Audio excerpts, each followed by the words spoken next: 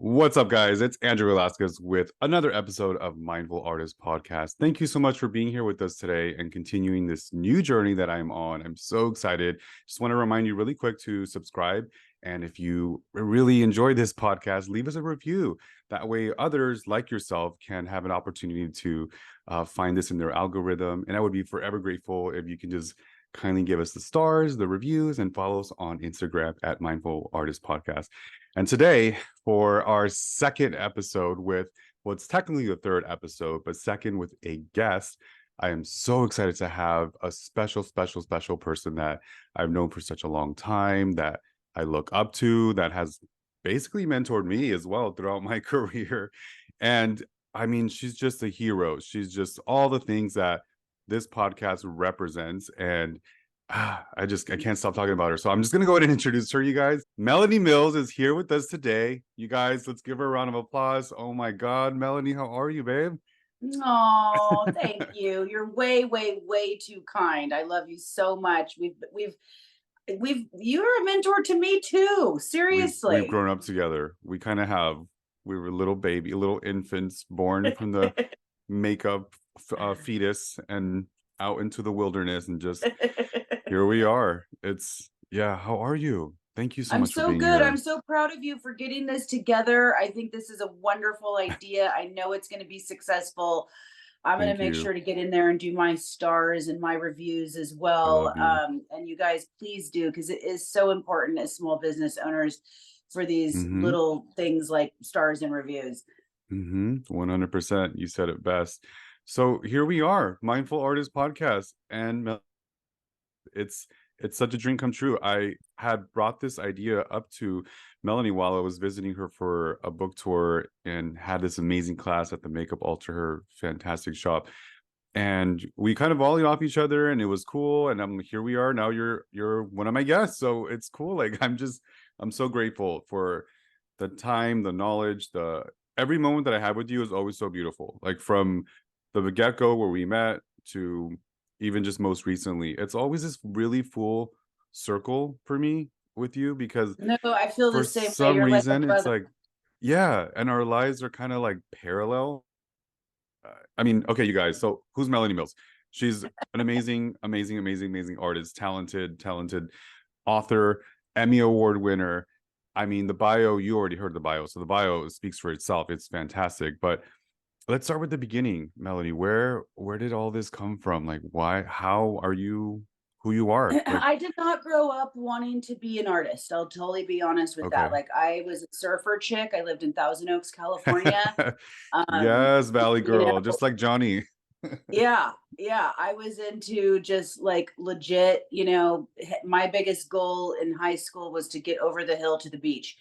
I love it. So really, and I really didn't wear much makeup also until like later end of high school and then starting like into the college days. I really had long curly blonde hair and just was kind of natural. I might have put some Okay. mascara on, a little eyeliner. So I was not this like makeup obsessed. I did love art. I did take like oil painting classes and lots of Okay. dance classes and theater classes. And one thing I was really into when I was young was MTV, of course. And Yes. my grandfather, my great grandfather, he helped to bring up the El Camino theater department in El Camino College down there, kind of by What? I did not Torrance in know that. California. That's Yeah, super he dope. actually used to be a manager, like I think it was the Egyptian. He bounced around between the Capitan, the Egyptian. That's how my great grandmother met him. She worked the box office. Wow. He managed a lot of the theater stars that then went to screen and traveled with them as like an agent in the early days, like on train. Like Tyra, Wow. like yeah, That's like like old school Tyra, Hollywood. old school Hollywood, like Tyrone Powell was like one of his clients among many. Okay, so I have Okay. horrible names. You're My good. grandfather was a jazz musician, lots of musicians in my family, lots of actors, lots of like that kind of thing. So Artists in general. lots of artists. And my grandfather actually used to play for Eartha Kitt for a long time. I mean, he was in the Wow. scene. So definitely into it. My grandmother was very artistic. So I was, and my grandmother was very jazzy, always full face of makeup, very, Oh, I very know like, grandma. yes, very put together. So I had all that inspiration like around me. So when it was That's my mom, amazing.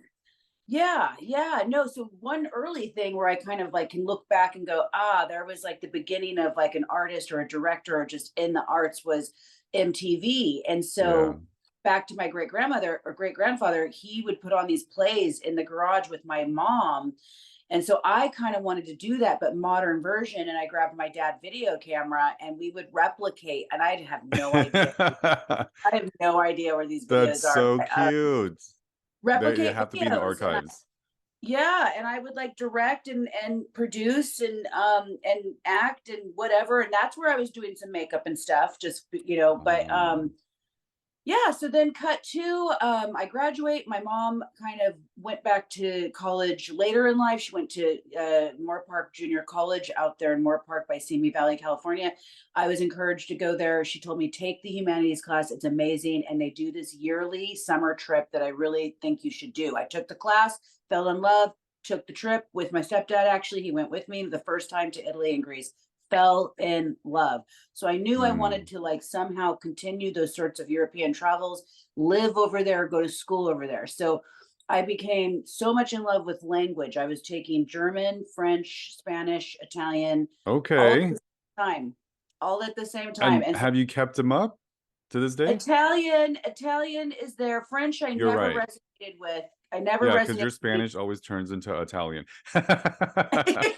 It does, it does. And so I was raised in California, which of course, massive Spanish friends. Yeah, And so I had that in there, but the real language I learned first that really I grabbed onto first was Italian. And so that's so the French, they cool. don't pronounce anything. So that language was very hard for me to learn.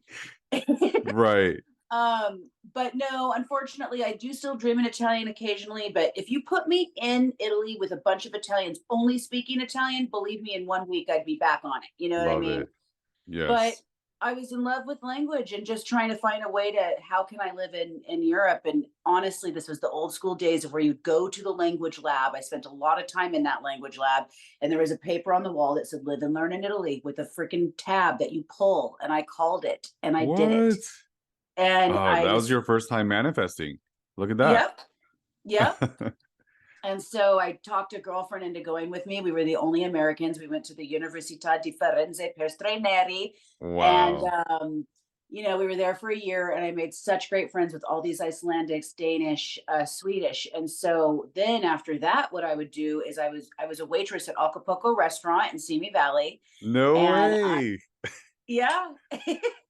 I have a fun story about really quick. Sorry to interrupt you, but I feel I don't know. We crossed paths then, but I used to be a KJ for a quick summertime, which is a karaoke DJ at Ah, Acapulco, and I think Simi ah, Valley was one of them. That's so ah, funny. Sorry. are you kidding Yeah, me? I'll tell you later about that. Oh my It's nuts. God. It was the most fun, stupid job I ever had, and just everybody just got wasted. And I was a good DJ. I mean, I should have known then. You know what I mean? Like this, there's something with this voice. Sorry, go ahead. Continue. You're right. You are 100% right. I can totally see you rocking it. Hilarious. Yeah, so I was so proud of myself. I would carry those freaking trays, Andrew, with like sizzling fajitas and a Mm, pitcher of margarita, like no freaking problem through the store or the restaurant. But you're speaking my my man language. my manager was so cool. So he would let me work like 3 4 months, and then I'd save up my money. I did have a condo at the time. I was blessed. My grandmother had gifted me a condo when I was young, and so I was leasing that to make extra money, and then I'd live at home and make like a couple bucks uh, doing the waitressing thing, and then I'd go to Europe anywhere between 6 weeks and 4 months, depending how much money I had, and just couch surf with like all That's my friends amazing. all over Europe. It was amazing. So the last trip that I was in Milan, I went with a friend to a makeup school in Milan. It was an old Okay. nunnery. I walked in and I'm like, okay, wait a minute. You can make money doing makeup. Like it never really crossed my mind. My best friend growing up, Heidi Wilcox, her dad was Larry Wilcox on Chips, the blonde next to Eric Estrada. You know what Wow. I mean? And so Yeah. my first thought was like, Larry can get me a job in the business. Oh my God, this is great. Sure. I'm gonna, Why not? yeah. I was like, easy peasy. I'll take this class. Nana, my benefactor, who is always so supportive of me, will help me to afford this class. I'll live in Italy and Milan again, and maybe I'll get into the fashion scene out here. So then I Wow. go home, tell my grandma about it, and she's like, "Oh no, the first time ever that she didn't support me in my life." And I was Mm, like shocked. She was like, "This is not a woman's business," because she grew up with the old school yeah. Hollywood musicians, that everything, and she was just like, "This is a brutal business. It's not a woman's business." And I was really shocked, and she was just like, "What about all the other investment? What about this?" And I was just like, so I'm telling my hairdresser about it. She's like, "I didn't know you want to do makeup." I'm like, "Neither did I." And she's like, "You should meet my roommate who's a local union, makeup artist in LA." I meet them randomly a week later in a bar. We hit it off. I'm not kidding you, Andrew. A week later, she calls me and says, "I just got called to, they need an intern for a film. I'm beyond Yeah. it. This is perfect for you. Do it." And I'm like, I've never been to school. I've never been on a set. I've not even really, my own personal makeup kit is like a bag like this big. I was Yeah. like, "Melanie, they're so desperate to help with like powder and sweat. This is your perfect opportunity." She drove me down to Hollywood Boulevard from Thousand Oaks. They interviewed me. They asked me what my sign was. I guess being an Aquarian, just got the job. They said, "Show up tomorrow with a makeup tool belt at 4:12 a.m." And there it is. And I ended up interning on that film for 6 months for free. Mm-hmm. And I did, they allowed me to go to night school at Sunset and Gower Makeup Academy for 6 weeks. That's my only formal training. The hairdresser Lori Baker on the show then started taking me on to all these other, like what we used to call guerrilla low budget films, like very, very indie, non-union. We'd shoot the film in 3 weeks. And then one thing just led to the other, babe. That's how it started. Incredible. I mean, I'm hearing a lot of support, number one. Number two, it's kind of inherited and it's in your circle of family. Like it's you guys are destined to be artists in general from generation to generation, whatever capacity of artistry that means. And so it was inevitable. Like you were just gonna have to figure out. And it sounds like you've been manifesting a really long time and you're probably I've not even aware learned of that it. I'm a manifester now that am in the space I'm in now. Right. I have learned that I am a manifester, and not just that though. I have a gusto. I have like balls. I go with my Mm-hmm. gut, sometimes to a That's why fault. gay men love you. Let's keep it real. It's Sometimes the to a truth. fault. Sometimes I jump in head first, and then I have a lot of expensive like lessons and mistakes that I lessons. Let's just call them Yeah. lessons, not mistakes. Good job. Good job. Um, that I've learned from. But no, I'm a go-getter. Like if I couldn't find a friend to travel with me when I wanted to travel, I'd go on my own. Like I am an independent person. My parents, my mom and my stepdad decided when I was 5 to become Mormon, which was totally trippy to my entire family. No My worries. parents at 5 years old decided to become Mormon, which was just trippy to my whole family because there Yeah. was really no religion. And like our religion was like jazz, like martinis at 5. So my great grandma was particularly annoyed because she's like, "You have to pay 10% to what?" Like she was just like, Hmm. "What?" Like that really bothered her. So we were Mormon. I loved it until I was about 12 or 13 when I started to personally think that it was not, I didn't love a lot of the things that were being taught. So I started to rebel, and I found Wicca at the time because I thought it was cool. I thought it was rebellious, you know what I mean? But actually years later, I don't necessarily call myself Wiccan, but I am. I do. I believe in metaphysics. I believe in Mm-hmm. crystals. I believe in magic. I believe in Can you explain to our listeners what that is? That for some of us that are not aware of it. Yeah, so Wicca is I don't really love to identify it because it's been so trashed by like the Christian religion as being like something that's evil or devilish. Right. Essentially, witches are, we believe in the elements. We believe in the Mm-hmm. earth, air, fire, water, and spirit. We Yeah. believe that crystals, and it is scientifically proven, hold energies. Herbs hold energies. You can concoct mixtures. You can call upon the earth. Okay. This is just Mm-hmm. going way back. This has been practiced for so many years and I love it. medicinally. I mean, so that's like my like little short version of it. But I mean, Mm-hmm. honestly, like I feel that it's a feminine power. It's a Yeah. divine femininity, basically, that Yes.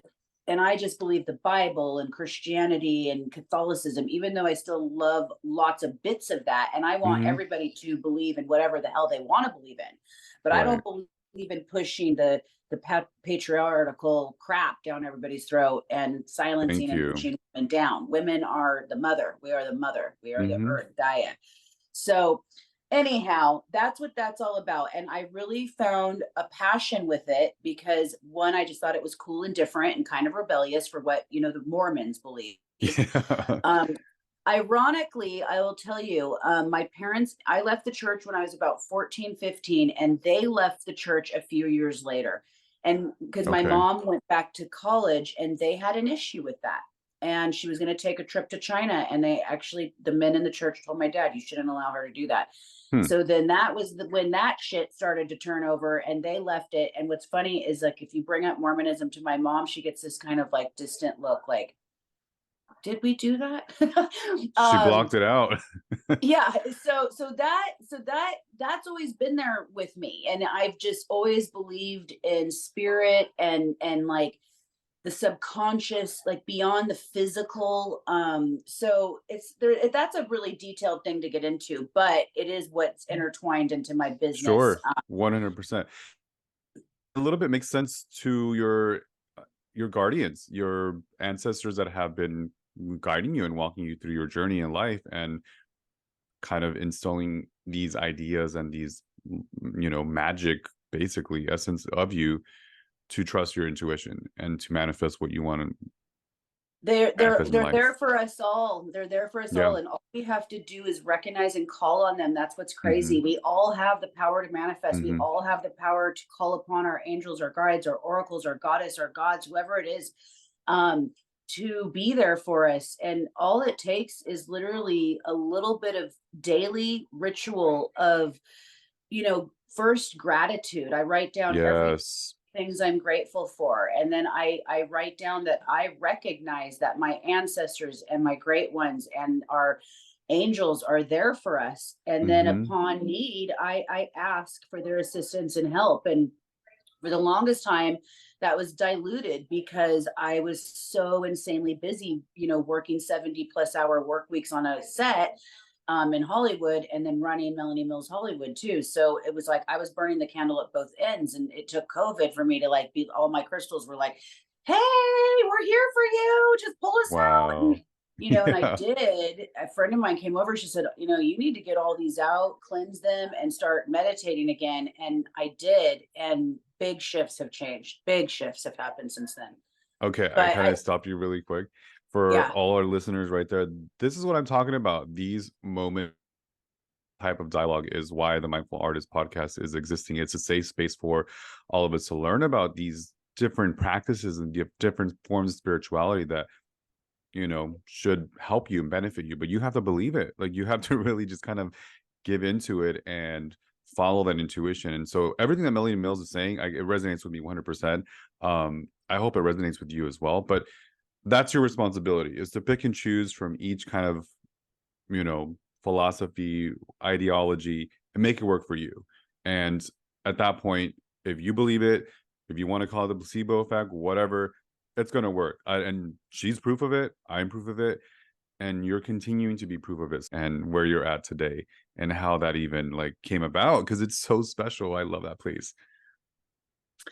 okay, so there's quite a few layers. So back to like, when how I got into the film business. That's how I got into the film Yes. business. One thing led to the other. I ended up becoming union and when COVID happened in 2000, I had completed 21 years union. So I'd been 25 years in the business, but 21 years union.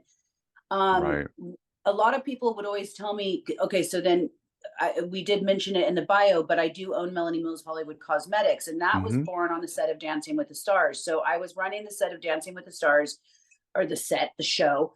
I created the look for the show. The team that's even still there was the team that I hired. And out of a need, because the dancers, the pro dancers were so into sunless tanning that their skin was so dehydrated and streaky and all these crazy colors. And here we are, like 31 million viewers. It was like one of the most top shows at the time. Right. um, and a lot of skin showing. And, we went from a very dull makeup era, like I like to say, like the Friends era, like, a demi wispy lash was like, woo, and like, Right. Yeah. and like a red lip was like, whoa, and like you did everything to fight glitter and glow on camera. It was dull, you know what I mean? And so I really Hmm. had a passion in bringing out like glamour, like editorial glamour mixed with the ballroom idea of glamour Love it. to, TV, which I accomplished. And we stacked on lashes, we piled on glitter, we piled on glow. So when it came to the body, it needed the glow too, but there just wasn't much available on the market that wouldn't stain or transfer or just itself look too glittery or just not give enough coverage. So out of literally a need, because it was like a bane of my existence on the Hmm. show, because I was fighting with producers and wardrobe and all, it was a headache. Let's just put it that way, body makeup. Yeah. And so out of need, I just started mixing a whole bunch of different products and testing it right there live on freaking live television with these people. And finally, the pro dancers, after about a year, were like, oh my God, Mel, this is it. We're gleaming. And they're the ones that gave me the idea of like gleam. So that's how Gleam Face and Body Radiance was born. And now we're in our 13th year. It hit the shelves in 2011, and that's been a wild ride. I had a very huge vision of it to become like a Laura Mercier, a Charlotte Tilbury, one of those, right? And I kind of got close a couple times, but just in reflection, it just wasn't meant to be. It's like a freaking beast. Owning a brand is a beast. And Hmm. I remember a lot of people saying your problem is that you're not letting go of the film business, the TV business. You're too spread thin. But I was like, but you don't understand. I'm 20, I'm almost 20 years in, and the pension is super important. And what if Melanie Mills Hollywood falls apart? There's no pension there, and to get out of the business and back in is very, very tough. And so I just didn't want to let that go. Plus, it also was important that I was still working on celebrities and hit shows to sell the product too. You know what I mean? Hmm. So it was a conundrum. It was hard. And I did take some time off here and there, and, some couple blocks of time throughout. But doing the trade shows, this is how it's leading to the shop. You have your own little pop-up shop at the trade show, right? It's like your own little store in a way amongst a bunch of shows within a trade show. And I loved that. And I just thought, oh, it'd be cool to have a Melanie Mills Hollywood shop one day. Hmm. So that was always in the back of head. Plus, my mom and dad, when I was younger, owned a Hallmark store, and I used to work it like 11 years old. Okay, I I've been a remember horror, this story. and I loved it. I loved like being in the shop by myself or with my best friend who I like got to work with me, and I loved like redoing the shelves and wrapping up the gifts, and I just loved it. So that was always kind of there. Yeah. And then towards the end of before I left the film business, which was my very last day, was literally March 13th, 2020, 2 days before everything shut down. And I was getting incredibly bitter at work. I was getting very bitter with not seeing the sunrise, not seeing the sunset. Because I wanted so badly to be an Emmy winning top echelon makeup artist in the business. I have a daughter. And so I remember people saying, like, how do you do it with your daughter? And I'm like, you just do it. You just do it. Just like a Hmm. doctor or a nurse or a lawyer Hmm. that works these kind of hours or a firefighter, or you just do it. Right. And then Right. you just train your kid like this is what it is. Luckily I did have my mom, my grandma. I was married. I went through a brutal divorce. And then my love, Nick, came into the picture, who became Yeah. best dad ever. So I had a lot of support for her. And to this day, I still feel a ton of guilt about a lot of the time that I missed, but it is what it is, right? She's also got my work ethics, and she's an amazing girl. She's a And boss. I was there even though I wasn't there. It was hard. It was very, very hard. So, anyways, towards the end there, I was starting to get kind of bitter, like I was with the hours, with the politics, with the stupid Yeah. bullshit.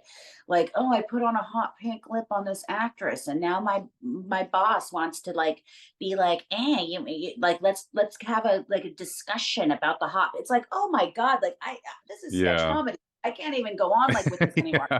So like things like that. Other things started to really weigh on me. For example, I had to go euthanize our cat that was 18 years old. Yeah. And then I had to go back to fucking work, like to go sit on the set so everybody else could go home, so I could sit there till 2 in the morning watching a couple of actors that anybody else could have done. It's a brutal Yeah. business. It's a great business, but the film and TV business is brutal. Okay. Yeah. So towards the end, I can't tell you, there were a couple times that I'm on the set and in my head, I was like, I just want to pack up my stuff right now and leave. I just want to pack it up and just be bye. But of course, I never Yeah. did. Okay. Okay. So then COVID happens. I'm 47. I'm looking at my friends who are 60, 65, 70, still grinding, still working, still, they have to. They can't afford to even live off the pension, actually. Right. So, you know, that was a really good time for me because also Melanie Mills Hollywood took a really huge hit. So you say, how could that have been a good time? But in reflection, it was. So I had just scored QVC UK. I'd been trying to get on QVC, Hmm. either I US or remember that. UK for years. And they wanted me, but the UK version had Westmore, and she had a deal where no other body makeup could compete. So she went to Gunthy Raker. When that happened, they called me and they're like, we can finally get you in. We spent 2 years creating what they were going to create, almost like an O'Malley or like a Laura Geller, right? That was the Mm. idea, right?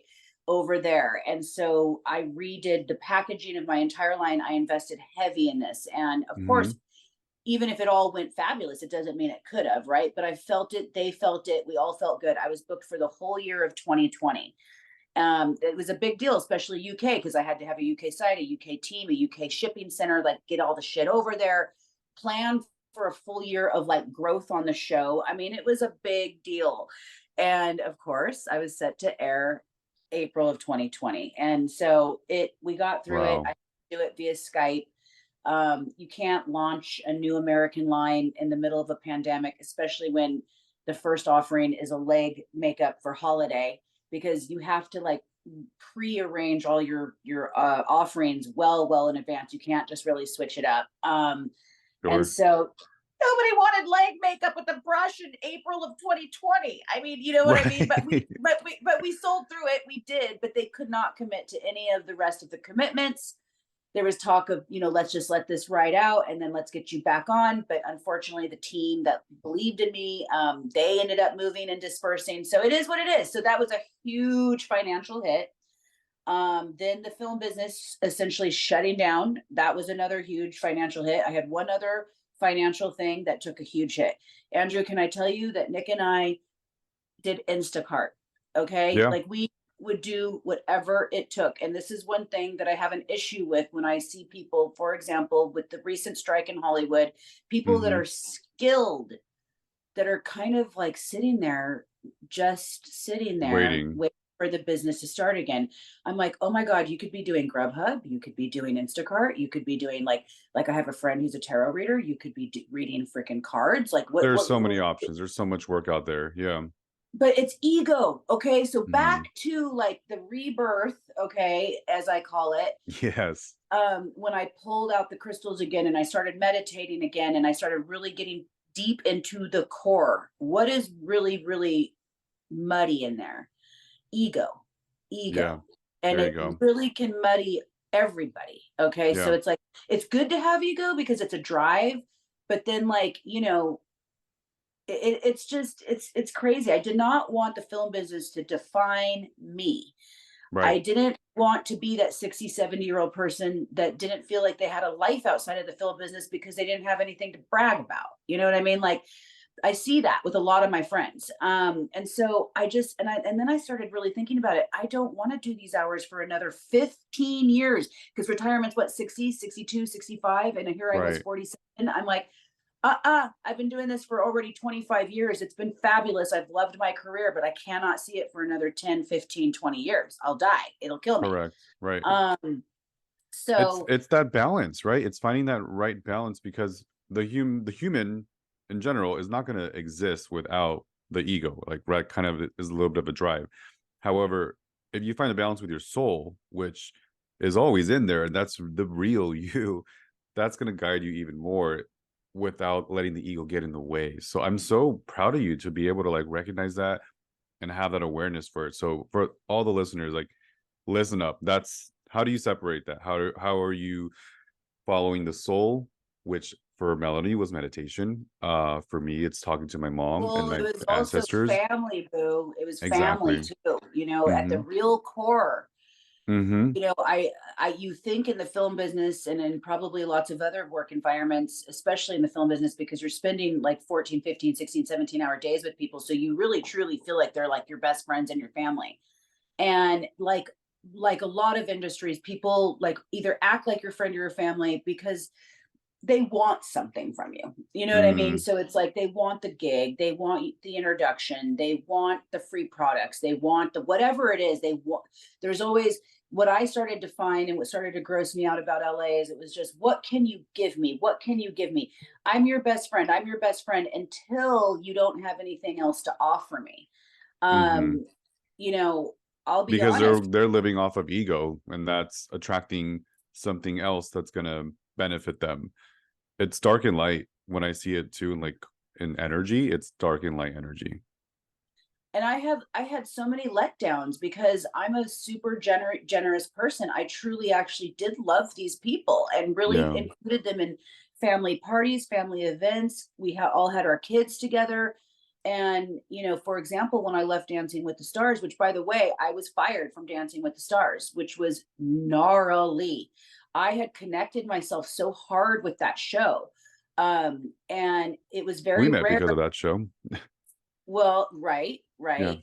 But there's a good thing. because, it was like literally with my book, Glitter and Glam. Originally, while I was still on that show, when I got the book deal, originally it was almost going to be a guide of makeup for Dancing with the Stars. And then when that happened, it shifted to my vision, which is awesome.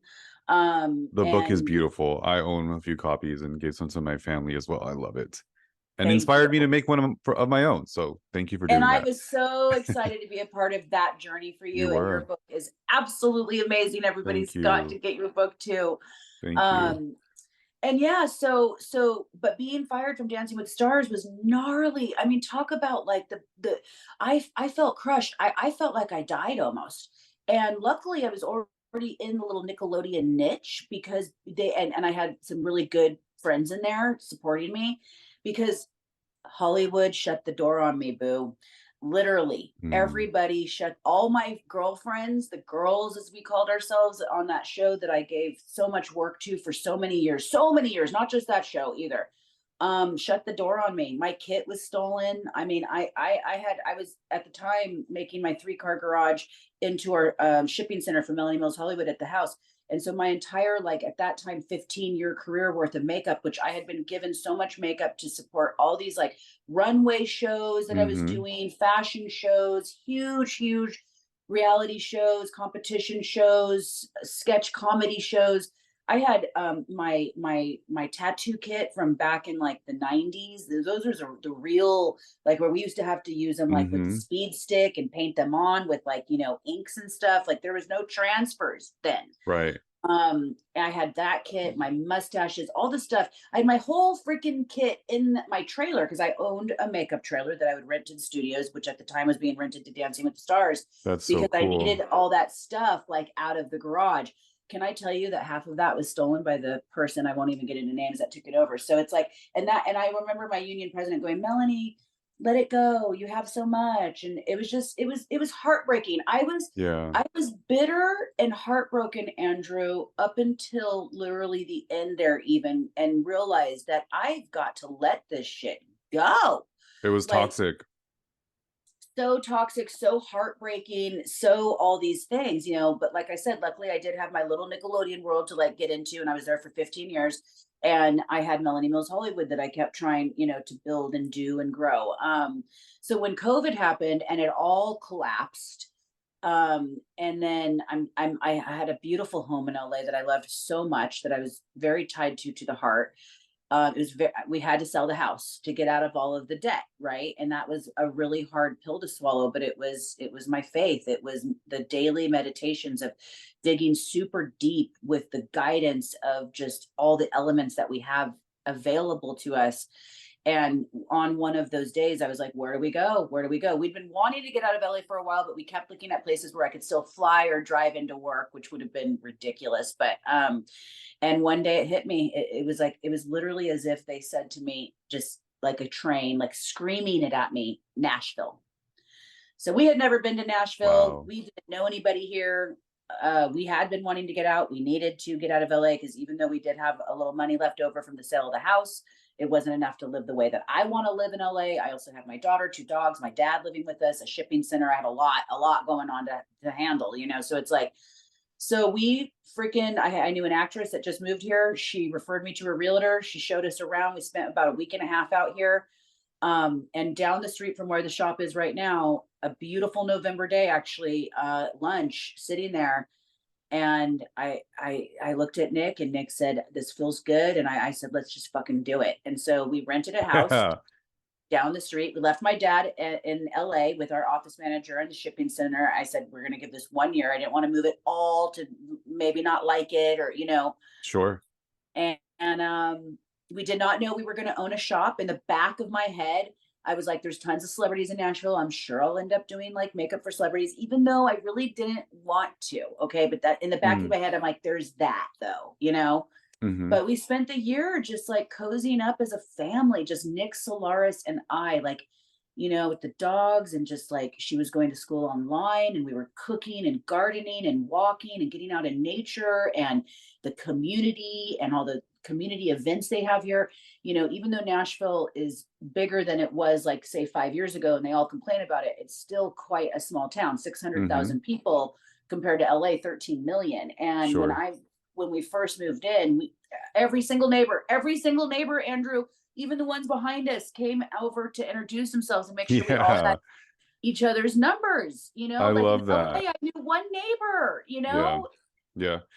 Some really great takeaways that I have to point out is that difficult time of rejection and loss and abandonment and hitting a low basically is, I think it's part of the process of our evolution as artists and creative people. Again, why I wanted to create my full artist podcast. So I feel, and I'm so happy for you now that you're reflecting and you're aware, and I'm proud that you can recognize that had to happen. Those rock bottoms, those lows, those the ceiling of your kit, your trailer, all that kind of stuff. If that didn't happen and the universe didn't like shake your head and say, get out of here, let it go, like they were shifting you. Does that make sense? And then you hear and you meditate and you're balanced and you're leading your life through soul. And now you're hearing the words clearly, Nashville. And now you're so bright and light and alive. And your home is beautiful there. I'm so grateful that I was able to stay there and have something that's very special to me, part of my culture, a Dia de los Muertos class at your new home. Like, again, just full circle on we're supposed to be on these paths. We're supposed to be kind of like parallel. We're both in the South now, living our dreams, sharing the magic light from Hollywood into the South and representing, you know what I mean? And I feel And like we're in the South for a reason because they need us. 100%, 100%. Hmm. There's a We're lot here of to shake shit backwards. up. We're here to shake shit up and have some awareness, have some healthy conversations about inclusivity, diversity, celebrating all cultures, all walks of life. You guys know I call you my kings and queens and all in betweens. Like, this is it. Like, this is your time to shine. This is why we're creating Mindful Artist podcast. So share that light wherever you go into any space that you are experiencing, period. You know what I mean? So Yeah, and that's what the shop is all about, community. I realized once here the lack of community, of mhm, real of people that don't care what you do. Okay? mhm.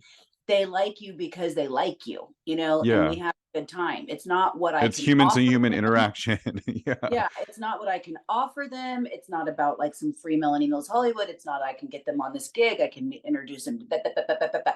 It's making my throat. Sorry, go ahead. Oh, I couldn't. Okay, yeah. So yeah, so you know, when the way the shop came about is it was kind of okay. So Melanie Mills Hollywood was still trucking along. I thought that it was going to collapse, and then Rose Syard of Rose and Ben on Instagram did a video where she put a bunch of makeup on her face, sprayed it with my setting spray, did a little, blah blah with the thing, and nothing came off, and it went viral and sold out in 2 days. So Yes. that was a huge blessing, and that revived Melanie Mills Hollywood. And so I was still working on it. I was doing blogs. I was doing anything and everything I can to keep that sucker afloat during that era of COVID. Yeah. And it was hard, but at the same rate, I wasn't working too hard.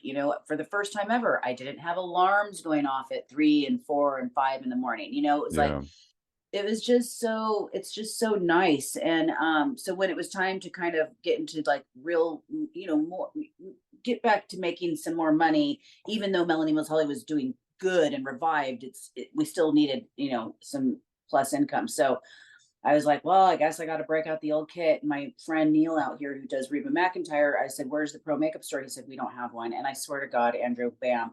And I have, as you saw when you stayed at the house, I have a whole room. I call it the Zen room, the Zen den. Yeah. It's like totally dedicated to all the crystals. I have It's a beautiful. rotating working altar. I try to spend every morning in there and often nights, and do a bunch of just meditations and stuff in there. And I thought, but I would do these vision boards, and I had like a home. Mhm. Of course, home was very big on it, but also I did actually put a little picture of a shop on the last one, and Nice. still thinking kind of Melanie Mills Hollywood, some sort of idea with makeup. And then like when I heard there was no professional makeup store, it was like, oh my God, that's it. And then it was like, okay, Genius. makeup. And then if I'm going to be in a shop all day, I need my altar, makeup, altar. To me, the two went hand in hand, and bam. I mean, it happened. I mean, And just like bravo. I became a makeup artist, things just fell like Mhm. bam, like literally the name, register it. I was on the hunt for a house shop. I wanted to be in Five Points. Mhm. 1 month later, bam. It was under Incredible. construction. It did take a while, but and it's funny, I have so much love for the community. So this is all about the professional makeup artist community. It's about the love for the men and women within the community that, want better advice and expertise for their makeup choices, and how to, like, especially with mature women, and especially Mhm. with guys wanting to be femme, whether they're Mhm. straight, gay, or Mhm. trans. And it's not a drag makeup, it's a femme makeup, and they're very scared out here. And I'm so proud to be a safe place for them. Yeah. And just the women, I get a lot of the 40 plus that just don't know what to do with themselves anymore. You know what I mean? And then it's a guarded professional community out here, and I love that we have these like free artist mixers where just let's all Mhm. just get together, makeup artist master classes, we're stronger together, community. So it's wild. I'm so proud of you. I am beyond proud of you. And to have experienced it and witnessed it in person is just even next level. So if you guys are ever in the Nashville area, please hit up Makeup Alter at Nashville. And the fact that it is this safe space for LGBTQ plus IA and all walks of life, because that's what you are. You have that light within you. So people are going to come in and trust you, your family owned business, Nick, Solaris, like everybody. It's so gorgeous. And it's multiple levels. So you have multiple rooms. The bathroom is incredible. Um, and so not only can you get your professional items for pro artistry, but you can also come in and get your cards read for tarot. You can also have a cleansing. You can also have a personal mentorship through the queen herself, Melanie Mills. So I mean, what a beautiful experience to like witness all that. And again, just so proud of you. I had all these cool questions for my guests when I ask about practices and routines, but we pretty much covered all of it because we just do that. And you are creative and you are spiritual, which are all the things that we talk about. But I do have some what I like to call wrapping up mindful artists rapid cues, and just wherever you are at the top of your head, these rapid questions. You don't have to think about it too hard. Just go ahead and answer it. So, who is your hero and why? Question number one. Hmm. Well, I would have to say my nana, my great grandma. Yeah, Honestly, she's been very present. she's very present. She's still present. Mhm. And yeah, for sure. She, was married. He was a musician. He cheated on her, left her, then met my great grandfather, who they had a wonderful relationship. He died when my mom was 13, and then my nana was just done with men after that, didn't want to even bother. And she is literally the reason why every single person in our family has any sort of success. She was a Yeah. very smart woman. She came from Texas. She sold the land, kept the mineral rights. She was a part of the oil days, so she had the money, but she was smart with the money, and she was smart with the way that she invested in all of her kids and all of her grandkids. You know, like for example, Solaris is going to school because of my Yeah. mom and my great grandma. You know what I mean? Amazing. So it's like, and just she was such a strong woman, and she believed in the women. She actually gave a little more to the girls than the guys, because she was like, the guys have it so much easier. So, you know, she just really taught me a lot of great ethics. And you know, it's really the women in my family. But yes, yes, number one, her. Yes. Love her. Love grandma. So happy I met her as well. Question number 2. You didn't ever get to meet Nana. She was my great grandma. Oh, I'm so sorry. Yeah, Got she it. Got it. passed when Okay. Solaris was 6, but we did have 5 generations up until that point. You met Grandma Gigi. Yes. Gigi Yeah. is who's glamorous too. I love Yes, her. and she's Sorry, I didn't mean also to a confuse huge that. role model. Cool, cool. Okay. Thank you so much for answering that. Yes, she's a beautiful hero. Grateful for her. Question number 2. What is your favorite music album of all time and why? Oh god, this is so It's hard. gotta be one. Oh, You know, when you're just feeling it, that's that album you just put on and it just, for me, it's Ray of Light, Madonna. So I don't know. There's something about oh that. It gets god. me. This is so hard. Okay, so a song that I will pretty much cry and just scream every time I hear it, is from the Four Non Blondes. And I'm horrible about names, and this is why this what's your favorite album always stumps me, because Yeah. I'm actually sitting here looking at the albums right now in my shop that I rotate all the time, and I know my favorites, but I don't know the name of the damn album. But the song, you know, I step outside and I take a deep breath and I get real high. Like that song from the Four Mm, Non Blondes, like yeah, is just it's a good one. very empowering. And I When just, she screams and I say, "Yeah, yeah, yeah." yeah, I just That's it. love that song. It is a But great album. I grab a lot of BB King. I grab a lot of Dizzy Gillespie, jazz and Very blues, cool. because Yeah. that's what I was raised with. You got that old soul. My grandfather would play his, you know, grand piano every single day in the back house. They lived behind my nana.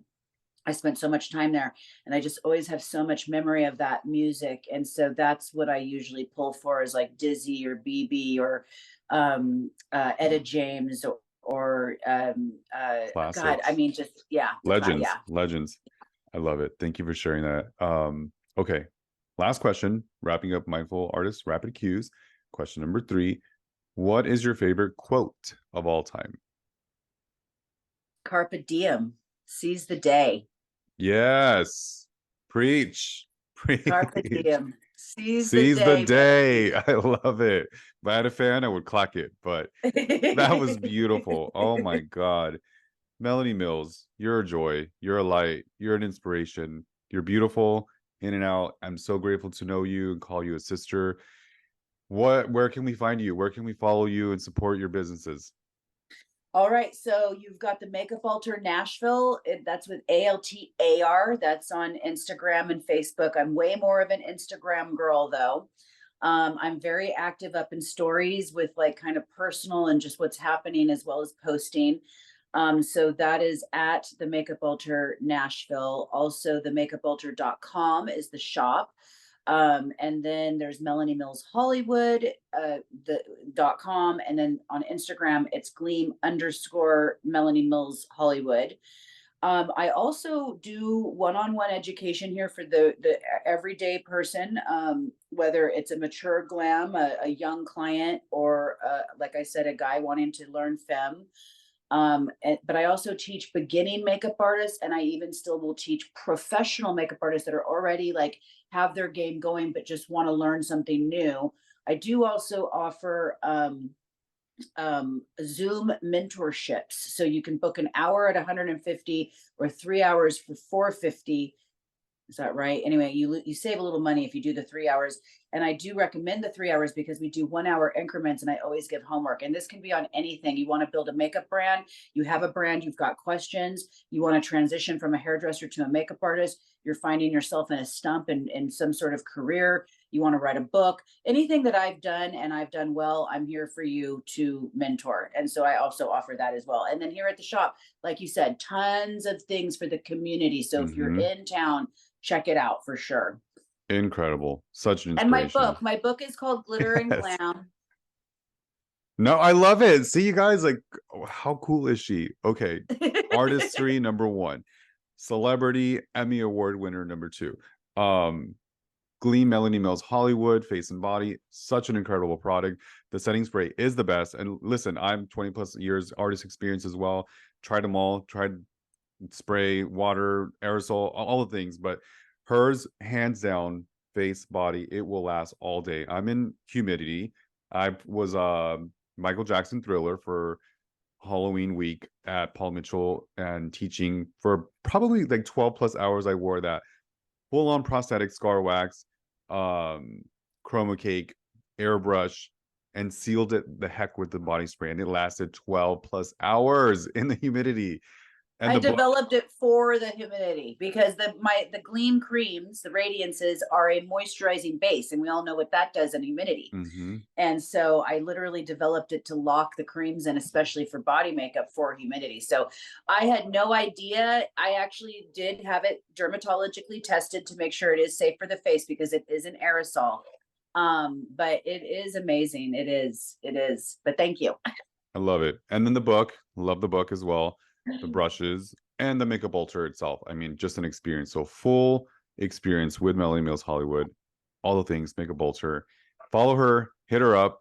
And I just want to thank everybody so much for joining us today. I hope you got a lot of insight with my special guest, Melanie Mills. She's amazing. Go out there, do something special for somebody else, and much love and light to you all. Don't forget to follow us at the Mindful Artist Podcast, both on Instagram and all podcast streaming services. Thank you guys. I'll see you at the next show. Bye. Say Thank bye, you, Melanie. Andrew. Thank you, everybody. Love you.